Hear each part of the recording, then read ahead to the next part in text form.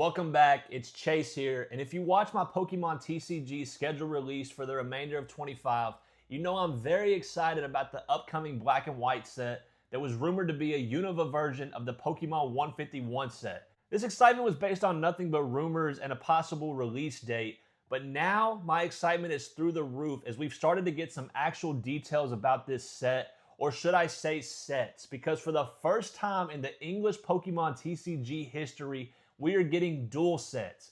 Black Bolt and White Flare are two special dual sets releasing simultaneously on July 18th. As special sets, there will be no booster boxes or individual packs sold. We'll only be able to get packs through ETBs, booster bundles, or collection boxes, some of which has already been unveiled. And might I say, the artwork on these is absolutely incredible. I think the colors go so well together. And I think this was the perfect time to finally release a dual set. I think Reshiram and Zekrom on two different boxes opposing one another is going to look so good. And I wish this would become the new norm when they're doing these special sets, especially these special Pokédex sets. I mean, we could do one for every region. For Johto, we could have Ho-Oh and Lugia, Kyogre and Groudon for Hoenn. You get the point. But if they do go that direction, just know you heard it here first. I think it's an excellent idea, and I would love to see this going forward. Small break here. In the middle of editing this video, I got the notification that the pre-orders went live for the Pokemon Center exclusive ETBs for these sets. Of course, I had to hop in the queue, and per usual, the queue was a nightmare. I hate that little Pikachu staring at me. I never feel like I'm going to get through on time. The first time I got through, I got the items in my cart. It completely glitched out and kicked me out. I had to start the process all over again. And when I did that little thing that lets you check your position in line. There were a million people in front of me, and I thought there's no way I'm going to get these. My collection's going to be incomplete unless I spend a ton of money to add these two. But thankfully I waited it out because I got through, got one of each. They look so good. I cannot wait to have these. I can't wait to see them in person. I think it's going to look really good. So your boy lucked out. But let's get back to the video. In addition to the product reveals, we've also gotten news about the contents of the set, such as card number and holo pattern.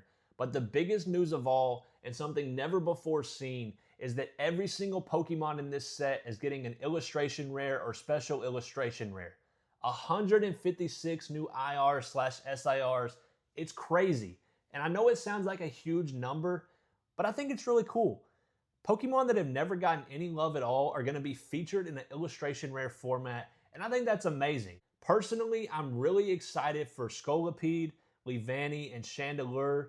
I think those will be amazing in illustration rare format. Let me know in the comments down below which Pokemon you can't wait to see as a special illustration rare. We've already got to see some of them revealed as well. On paper, this set sounds amazing. It is Scarlet and Violet's Crown Zenith. It's a send-off for the Scarlet and Violet era. There's so many hits in the set that pull rates ought to be amazing. I'm very excited that Black and White is finally getting some much-needed love.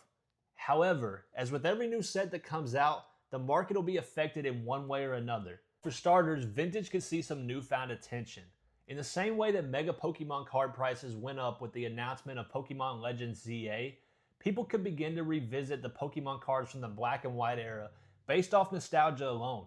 There's only one problem with this. The Black and White TCG era was not very popular. In fact, Pokemon in general was not very popular during this time. Of course, Black and White are very popular now, and they almost have a cult-like following. But going back and trying to get the chase cards of the Black and White era is very expensive. Let me show you a few examples. To start with, we got the Dialga EX full art from Plasma Blast. I love the full arts from the Black and White era. They look super cool, super clean. The lightning bolts and everything, they just look really nice. Really cool cards, and we haven't had anything like them since the Black and White era. I wonder if they would lean into this for this new set. We'll just have to wait and see.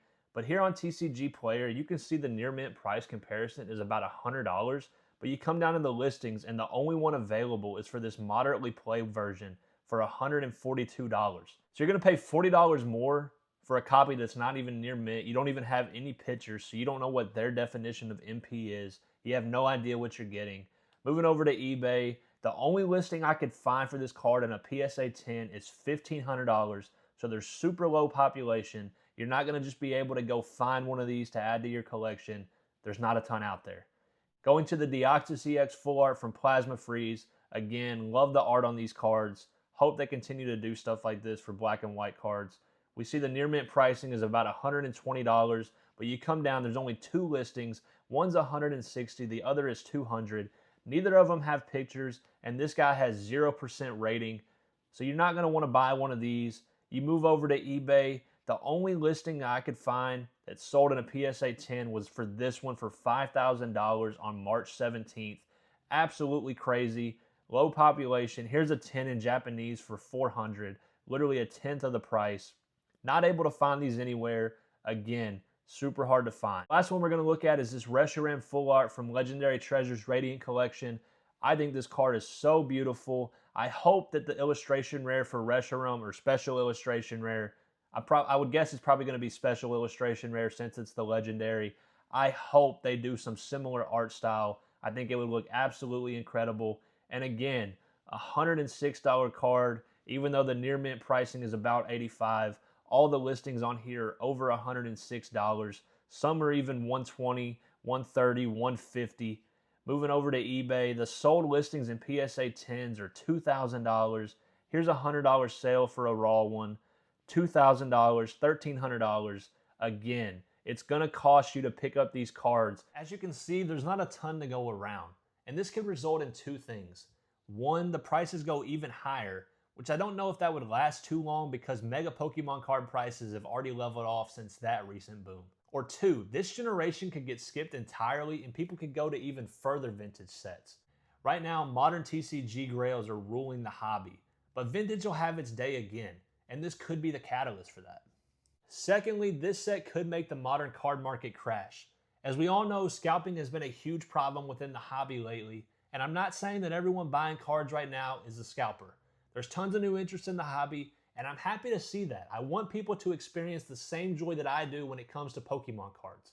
But as a whole, prices are insane, shelves are barren, pre-order prices are high, local card shop prices are nuts. It is really hard to acquire product. This all started with Prismatic Evolutions, and people thought it was going to carry over to Journey Together and Destined Rivals, but we've already seen the prices on Journey Together drop dramatically. People are not as high on Destined Rivals after the hits got revealed.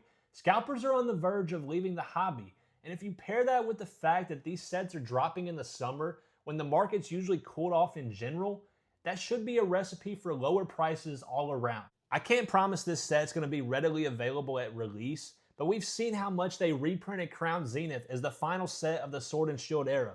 I don't see this one being any different.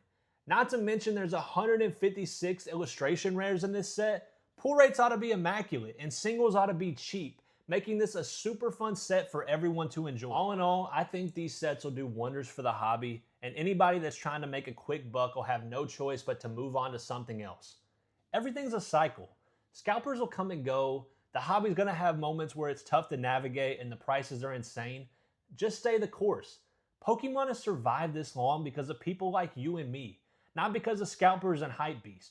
When the hype dies down, we'll be the ones that are still there to enjoy the hobby. As the final sets of the Scarlet and Violet era, Black Bolt and White Flare will be putting a bow on what's been an incredible run for the Pokemon TCG, and I cannot wait to see what they have in store for us next. That's a wrap on today's video, and if you stuck around this long, just know I really appreciate you. If you enjoyed, don't be afraid to drop a like, and make sure you're subscribed so you don't miss weekly videos like this one. Until next time, it's Chase the Money.